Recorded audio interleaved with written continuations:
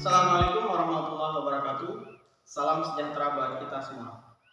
Baiklah, pada kesempatan ini izinkan Bapak akan menyampaikan materi pembelajaran pada mata pelajaran pemeliharaan mesin sepeda motor.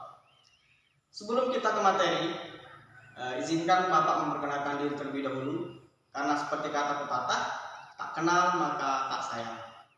Baiklah, nama Bapak adalah Ahmad Zarani Azhar, salah satu guru produktif jurusan TBSN di SMK Negeri 1 Lunyuk sekolah kita ini. Baiklah, untuk mempersingkat waktu, kita lanjut saja ke materi pembelajaran.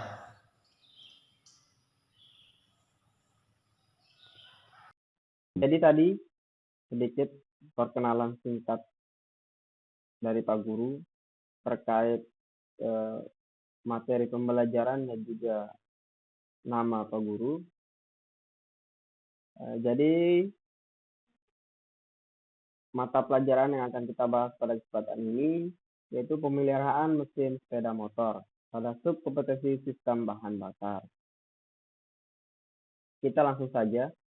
Tujuan pembelajaran dalam sistem bahan bakar sepeda motor.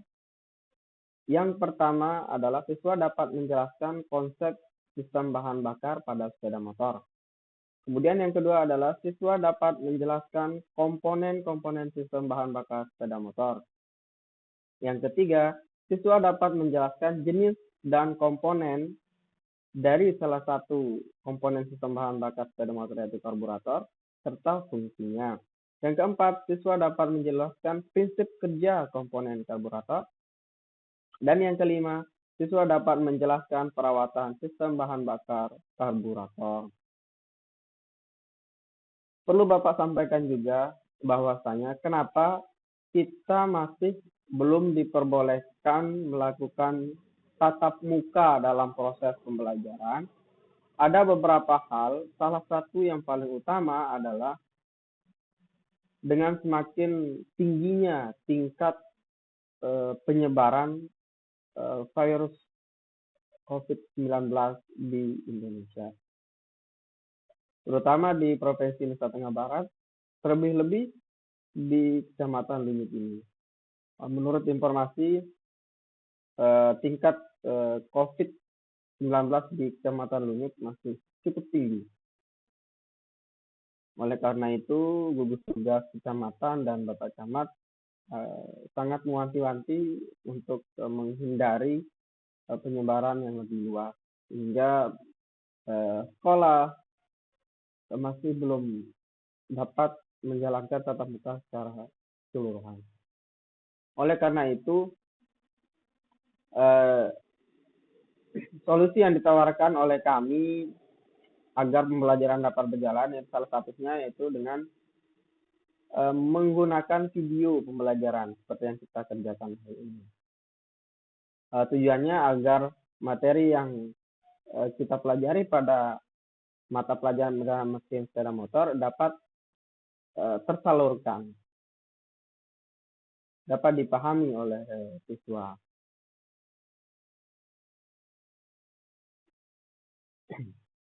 Jadi kita lanjutkan saja. Sebelum kita lebih lanjut ke materi, kita harus tahu dulu apa sih sistem bahan bakar itu. Sebelum kita ke sana, jadi di dalam sebuah sepeda motor, itu ada beberapa sistem agar sepeda motor ini dapat berjalan bagaimana mestinya. Yang pertama ada sistem chassis. Sistem chassis ini adalah sistem yang menjadi tulang atau rangka pada sebuah sepeda motor, yang memegang mesin, yang memegang roda, yang memegang semua komponen di sepeda motor itu sistem chassis yang menyokong sepeda motor. Kemudian ada sistem kelistrikan.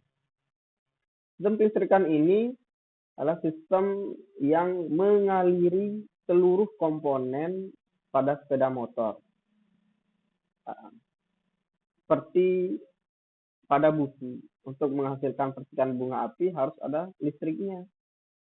Kemudian agar sepeda motor dapat berjalan pada malam hari harus ada lampunya. Nah, jadi di sini peran sistem kelistrikan. Kemudian ada sistem mesin. Jadi di sebuah sepeda motor, di sebuah kendaraan, untuk bisa berjalan itu harus ada penggeraknya. Salah satunya adalah mesin. Mesin ini fungsinya untuk menghasilkan tenaga, menyalurkan tenaga ke roda belakang sehingga sepeda motor dapat berjalan seperti yang kita lihat. Nah, kemudian di sini ada sistem bahan bakar. Sistem bahan bakar ini yang menyuplai, yang mengaliri, yang menyuplai bahan bakar ke dalam ruang mesin sehingga mesin tersebut dapat menghasilkan tenaga dan sepeda motor dapat berjalan seperti yang kita lihat. Itu tadi beberapa sistem. Nah, kita lanjutkan ke sistem bahan bakar. Jadi secara garis besar, seperti yang sudah Bapak jelaskan tadi, sistem bahan bakar itu adalah sistem yang menyuplai bahan bakar dari tangki, kemudian melewati selang, kemudian ada saringan, ada keran bahan bakar, sampai ke karburator. Nah, setelah dari karburator kemudian disalurkan ke dalam ruang pembakaran atau ruang mesin untuk menghasilkan tenaga. Nah, di sini sistem bahan bakar itu terdiri dari beberapa komponen. Ada tangkinya, ada tutupnya, ada katupnya atau kerangnya, ada saringannya, ada selangnya, tentunya ada karburatornya, dan juga ada saringan udaranya. Jadi untuk lebih lanjutnya, ntar kita bahas satu-satu komponen-komponen dari sistem bahan bakar ini. Kita lanjutkan. Nah, seperti yang Bapak katakan tadi, bahwa fungsi dari sistem bahan bakar itu yang pertama adalah menyuplai bahan bakar. Kemudian, setelah disuplai, bahan bakar itu harus bersih dan terhindar dari kotoran. Jadi, bahan bakar yang masuk ke dalam ruang pembakaran itu tidak boleh kotor. Karena kalau dia sampai kotor, ini akan berbahaya bagi tenaga hasil pembakaran itu. Kemudian sistem bahan bakar itu fungsinya mengubah bahan bakar cair menjadi bahan bakar gas. Jadi di dalam sebuah sepeda motor, dalam sebuah mesin, untuk bisa terbakar dalam sebuah ruang tertutup itu, bahan bakar itu harus dirubah dulu menjadi bentuk gas. Jadi secara ilmiahnya, bahan bakar itu lebih cepat terbakar dalam bentuk gas ketimbang dalam bentuk cair. Coba kita buktikan misalkan. Dalam sebuah gelas berisi bensin, kemudian kita colokkan korek api, kemudian kita langsung masukkan stok, itu apinya pasti akan langsung padam. Beda halnya ketika kita taruh bahan bakar dalam gelas, kemudian kita taruh di ruang terbuka yang terkena paparan sinar matahari, kemudian di sana kan terlihat seperti ada yang keluar dari gelas. Nah, coba kita colok, kemudian korek api, kemudian kita arahkan korek api itu di atas gelas, tidak langsung ke dalam cairan bahan bakar, itu pasti akan lebih cepat terbakar. Kemudian, fungsi yang selanjutnya itu mengatur suplai bahan bakar sesuai kebutuhan mesin. Jadi, dia selain beberapa hal tiga tadi, kemudian dia juga harus bisa menentukan kebutuhan mesin itu gimana sih agar bahan bakar itu sesuai takarannya. Jadi dia mengatur suplai bahan bakar agar takarannya pas untuk kebutuhan mesin. Misalkan kebutuhan mesin idle, putaran menengah, dan putaran tinggi itu harus dia ukur, harus dia tahu bahan bakar ini. Kemudian komponen-komponennya, nah, yang pertama itu ada tangki dan tutup tangki, kemudian ada saringan, kemudian ada keran, kemudian ada selang, kemudian ada saringan udara, Kemudian ini ada karburator. Ini komponen yang mengabutkan atau mengubah bahan bakar cair menjadi gas pada sistem konvensional, atau pada sistem EV itu menggunakan injektor. Nah, ini sistem PGM-SI pada sepeda motor Honda, merek Honda. Nah, kemudian ini kita akan bahas satu persatu tentang komponen bahan bakar. Yang pertama itu tangkinya. Nah, jadi ini kalau kita lihat ini beberapa tangki. Kemudian ini beberapa komponen yang ada di sekitar tangki. Nah, jadi yang pertama, fungsi tangki itu adalah untuk menampung bahan bakar itu sendiri agar tidak tumpah. Jadi kalau kita lihat tangki yang seperti ini adalah tipe sport.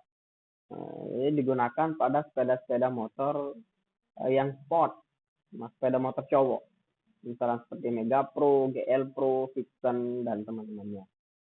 Ini ada beberapa komponen di dalam di tangki. Ada tutup bahan bakar, ada kerang bahan bakar di sini, kemudian ada selangnya di sini. Kemudian yang ini adalah yang menentukan jumlah bahan bakar di dalam ruang bakar, di dalam ruang tangki. Nah, ini tadi beberapa komponen tipe sport. Selanjutnya ada tangki tipe cup. Nah, ini tipe tangki yang banyak digunakan pada sepeda-sepeda motor seperti Supra X, Jupiter Z. Nah, itu motor cewek lah. Matic. Komponen-komponennya seperti kita lihat, ini ada tangki, ada tutupnya, kemudian ada selangnya, kemudian ada saringannya, kemudian ada kerangnya, kemudian ada ini pengatur jumlah bahan bakar dalam tangki. Nah, kemudian ini tutup tangki. Ternyata tutup tangki ini memiliki peran yang sangat penting. Jadi fungsinya yang pertama yaitu sebagai penutup pelindung agar tidak kemasukan debu dan air. Kemudian yang kedua, menjadi tempat sirkulasinya udara atau sebagai pernapasan pada tangki. Jadi tangki itu yang namanya bahan bakar itu dia kan bisa berubah menjadi gas. Jadi sebisa mungkin gas itu jangan berada di ruangan tertutup, harus ada ventilasinya. Tujuannya apa? Takutnya dikhawatirkan itu akan terjadi ledakan kalau tidak ada sirkulasi. Yang selanjutnya itu menjaga agar bensin ini tidak tumpah. Selanjutnya ada kerang. Nah, seperti kerang air, fungsinya adalah untuk membuka dan menutup aliran dari tangki ke karburator. Nah, kerang ini ada yang kerang masih manual, ada yang kerang otomatis. Yang tadi itu adalah kerang manual, kita putar caranya kalau kita mau menutup. Yang ini yang kerang otomatis atau auto fuel cook. Satu kerang otomatis ini banyak digunakan pada sepeda motor Karisma, Jupiter Z, yang motor-motor zaman sekarang ini. Cara kerjanya yaitu ketika mesin off, dia membran. Jadi di dalam kerang otomatis ini ada membran dan ada pegas. Membrannya ini ditekan oleh pegas untuk menutup saluran ketika mesin off. Nah, ketika mesin hidup, jadi terjadi kevakuman di inlet manifold. Nah, oleh kevakuman tersebut, kemudian menarik membran. Nah, sehingga membuka saluran bahan bakar dan mengalir dari tangki ke karburator. Jadi konsepnya yang kerang bahan bakar ini, yang otomatis ini, ketika bekerja dia memanfaatkan kevakuman di inlet manifold. Nah, kemudian ini ada saringan udara. Saringan udara ini juga perannya sangat vital, yaitu eh, agar karburator itu tidak tersumbat. Jadi kotoran-kotoran debu yang dari luar itu, yang masuk karburator itu, biar karburator itu tidak cepat kotor. Selain itu juga sangat penting agar piston atau bornya dan silindernya tidak cepat aus.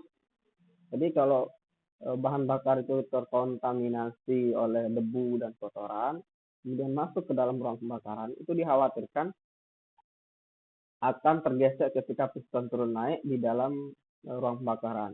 Otomatis akan membuat lecet piston dan juga silinder.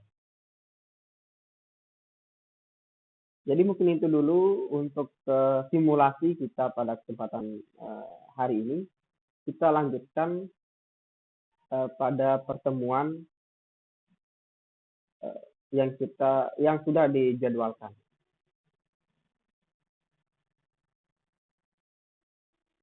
Akhirnya tadi Pak Guru telah menyampaikan materi tentang penggaraan mesin sepeda motor, yaitu subkompetensi pemeliharaan sistem bahan bakar konvensional.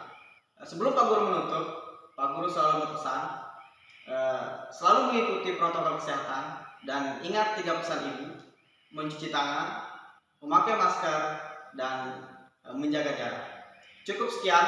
Wassalamualaikum warahmatullahi wabarakatuh. Salam sejahtera buat kita semua.